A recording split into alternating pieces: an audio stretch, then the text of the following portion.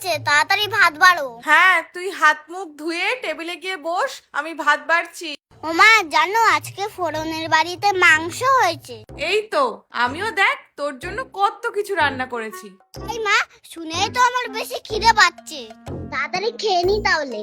এই মা, এগুলো আবার কি? ওমা, এইটা কি গো? এটা সজনে পাতা ভাজা। ওমা, এটা কি ভাজা? এটা সজনে ফুলের বড়া। ওমা, এই ছোট বাটিতে আবার কি? এটা হলো সজনের ডাঁটা।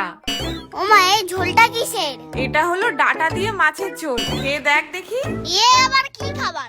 সজনের পাতা, সজনের ডাঁটা, সজনের বড়া, পুরো গাছটাকেই তো বসিয়ে দিতে পারতে, ওটা আবার বাকি রেখেছো কেন? এই দেখেই তো আমার খিদে সেরে গেছে। তুমি খাও এগুলো, আমি সব খাবো না। এই সময় এইগুলো খেতে হয় বাবা, এইগুলো খেলে আর অসুখ বিসুখ করবে না। তুই তাড়াতাড়ি খেয়ে নে দেখি। ও আমার সজনি গো, তোকে এখন আমার খেতে হবে। ফোড়নটা কিনা মাংসের হাত চিবাচ্ছে, আর আমি ডেটা।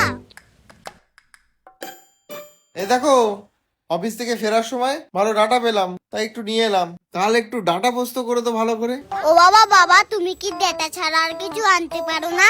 ডাটা তো সারা বছর পাওয়া যায় না বাবা, ডাটা তো এখনই পাওয়া যায়, তাই এখন একটু ডাটা খেতে হয়। ও বাবানের মা, বাবানের মা, এই দেখো কি এনেছি তোমাদের জন্য। কই, কি এনেছো দেখি? এই তো বাবান সোনা, তোমার জন্য আমাদের বাড়ির গাছের কচি সজনের ডাঁটা এনেছি। আবার সেই সজনে? আমি এই বাড়ি ছেড়েই চলে যাব। কেন বাবান, কি হয়েছে? তুমি আর কিছু আনতে পারোনি? সজনে সজনে সজনে, তোমাদের ডাটা তুমি বাড়ি নিয়ে যাও, আমাদের লাগবে না।